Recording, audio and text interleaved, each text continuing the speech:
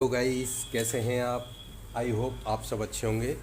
तो गाइस मैं ये पैंट कटिंग कर रखी है और इसके बारे में मैं आपको समझा दूं।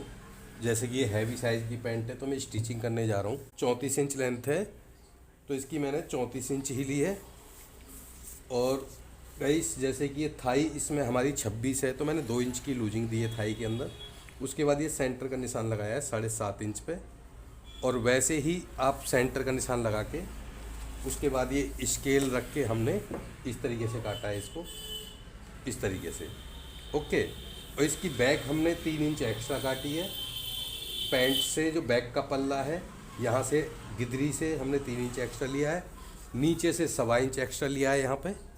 और उसके बाद फिर स्केल रख के हमने ये इस तरीके से काटी है। ओके। उसके बाद आपको मैं ये बताऊं, जो मेरा ये फ्रंट है, फ्रंट का आसन मैंने 9 इंच काट रखा है इसका। तो ये तैयार होने के बाद हमारा 11 इंच, 11.25 इंच तैयार आएगा। और वहीं बैक का आसन हमारा आएगा इसमें तैयार 18 इंच। तो वो कैसे तैयार आएगा, क्योंकि बैक का जो ये फ्रंट का आसन काट रखा है मैंने, तो ये फ्रंट का आसन मैंने यहाँ से डाउन कर रखा है, 2 इंच डाउन कर रखा है फ्रंट का आसन। उसके बाद बैक का आसन मैंने इसमें 4 इंच उठा के काट दिया है। यहाँ से ये 4 इंच ऊपर ले लिया है बैक का, और यहाँ से 3 इंच फालतू ले लिया है। तो बैक का ये हमारा बहुत मतलब कि प्रॉपर तरीके से हैवी साइज में एकदम प्रॉपर आएगा। और फ्रंट का आसन की हमें ज़्यादा बड़े की ज़रूरत होती नहीं। फ्रंट का आसन ज़्यादा बड़ा रहेगा तो उससे क्या है, खिंचाव मारता है, बैठता नहीं है पैंट अच्छे से। तो इसलिए मैंने कटिंग करी है इस तरीके से। ओके। उसके बाद अब हम इसको स्टिचिंग करते हैं। तो स्टिचिंग में भी मैं आपको मेन चीज़ें बताऊंगा, जैसे कि साइड की पॉकेट हो गई और लास्टिक हो गई, आसन किस हिसाब से जोड़ना चाहिए, ये सारी चीज़ें हम डिस्कस करेंगे। बाकी ज़्यादा बड़ी वीडियो नहीं बनाऊंगा, मेन जो टॉपिक हैं पैंट के वो सारी चीज़ें आपको समझाऊंगा मैं।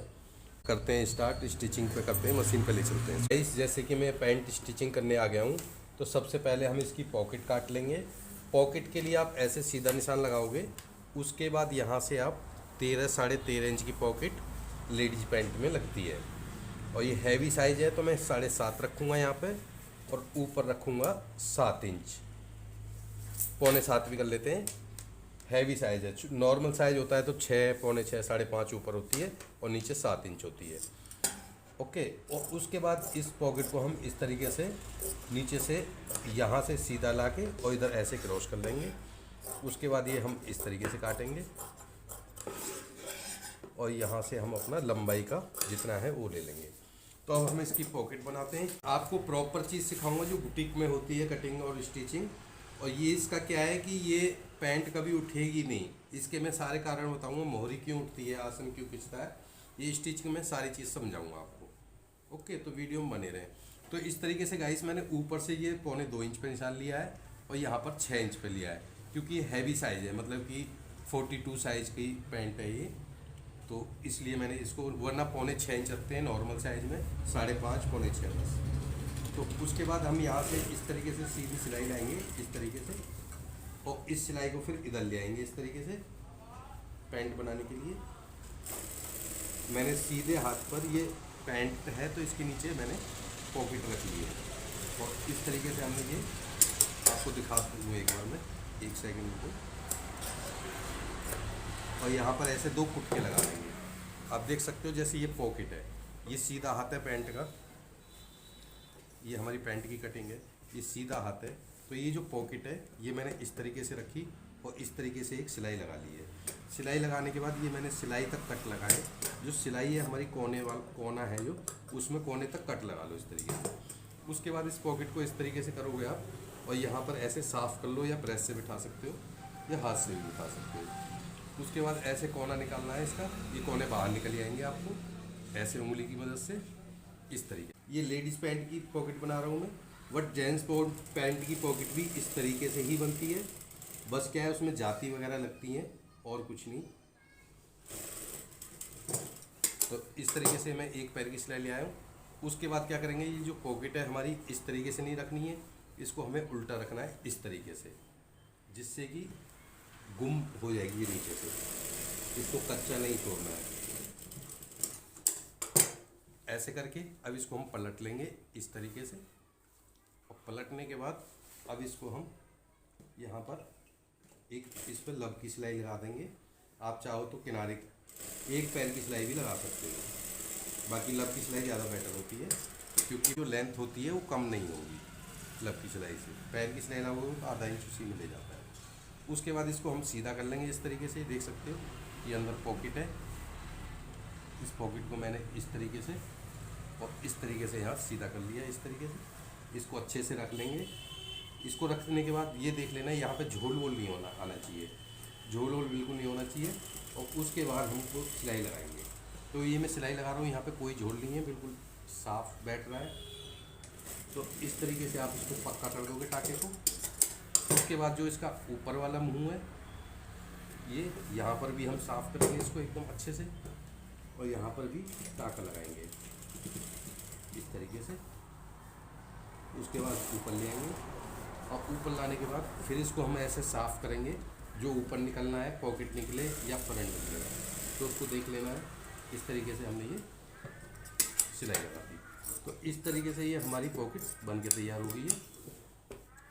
अब इसकी क्या है, हम बेल्ट चढ़ा देता हूँ मैं। उसके बाद आसन के बारे में आपको समझाऊंगा कि आसन कैसे आपको अटैच करना है और लास्टिक कैसे। तो बेल्ट तो अंदर से बाहर आपको यहाँ 2 प्लेटें डाल देनी है। प्लेटें डालने के बाद अंदर से बाहर बेल्ट पकड़ लगा दो। तो गाइस लास्टिक लगाने के लिए 4.5 इंच की इस तरीके से मैंने ये पट्टी काट रहा हूँ, जिससे हम पैंट में अटैच करेंगे, बढ़ता हुआ लगाएंगे। उसके बाद इसमें लास्टिक अटैच करेंगे।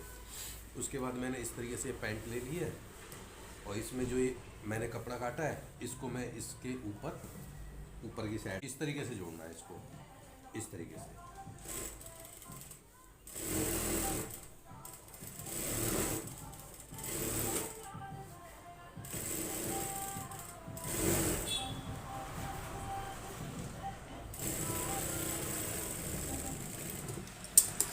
इस तरीके से जोड़ने के बाद अब हमको क्या करना है, इसको ऐसे रखना है और जो लास्टिक गुम हो जाए इसके लिए मेरे पास कमेंट भी आए थे एक बार दो तीन, माशी गुम कैसे करना है इसको।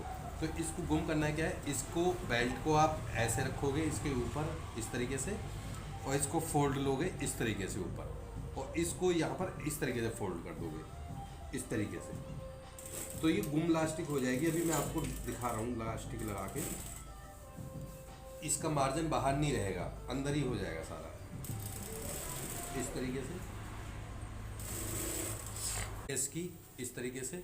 अब इसकी जो हम लास्टिक लगाएंगे पैंट की, तो आप ये देखो कि जो हमें लास्टिक लगानी है, अब ये मैंने आपको बताया था ना, इसको इस तरीके से फोल्ड करना है। इसको इस तरीके से फोल्ड कर लिया। अब इस पे फोल्ड करने के बाद इस तरीके से हम लास्टिक को रख देंगे इस तरीके से। ये देख सकते हो, ये लास्टिक रख दी मैंने। ये लास्टिक डालने का बहुत आसान बढ़िया तरीका है। अब ये देखो इधर भी पक्का है और इधर भी पक्का है। ऐसे ही हम इसको देखो इधर करेंगे। इधर का ये देखो, जैसे कि मैंने इस तरीके से फोल्ड लगाया था, कपड़े को बेल्ट के ऊपर लिया और ऐसे फोल्ड कर दिया। अब उस पर ही बड़े आसानी से हम इस बेल्ट इसको ऐसे रख लेंगे, इस तरीके से रख लेंगे। और रखने के बाद हम इसको यहाँ पर सिलाई लगा देंगे इस तरीके से। और सिलाई लगाने के बाद अब इसको हम जो है लास्टिक कैसे लगाएंगे, तो ये अंडरग्राउंड तो हो गई। अब इसको हम इसकी जड़ में ऐसे लब की सिलाई लगानी है। और लब की सिलाई आपको इस तरीके से लगानी है, जो बाहर वाला हिस्सा है हमारा उस पर भी लब दिखे और ऊपर पे भी लब दिखे। तो उसके लिए आप इसको ले लो इस तरीके से, और जितना भी इसमें मार्जिन है उसको अंदर करो, और जो सिलाई दिख रही है हमारी उस सिलाई के ऊपर इसको रखना है इस तरीके से, इस तरीके से, और इस तरीके से रख के सिलाई लगानी है।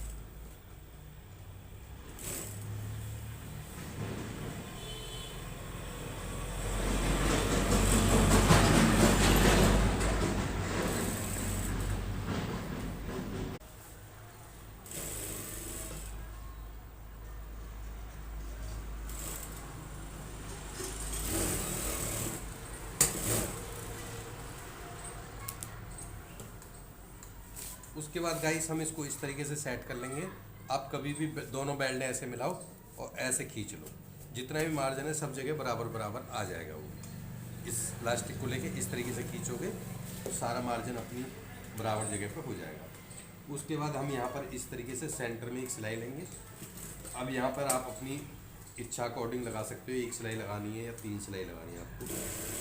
इस तरीके से सेंटर पे एक सिलाई लगा लो, तो चाहो तो डबल सिलाई लगा लो तो और अच्छा लुक आ जाता है, बट क्या है मैं इसमें सिंगल ही लगाऊंगा। तो गाइस इलास्टिक लगाने के बाद मैंने इसका आसन की सिलाई लगाई है ये वाली, और इस भी गिदरी पे सिलाई लगा ली है। ये जो पैंट की गिदरी है इस पे भी सिलाई लगा ली है और इस पे भी सिलाई लगा ली है।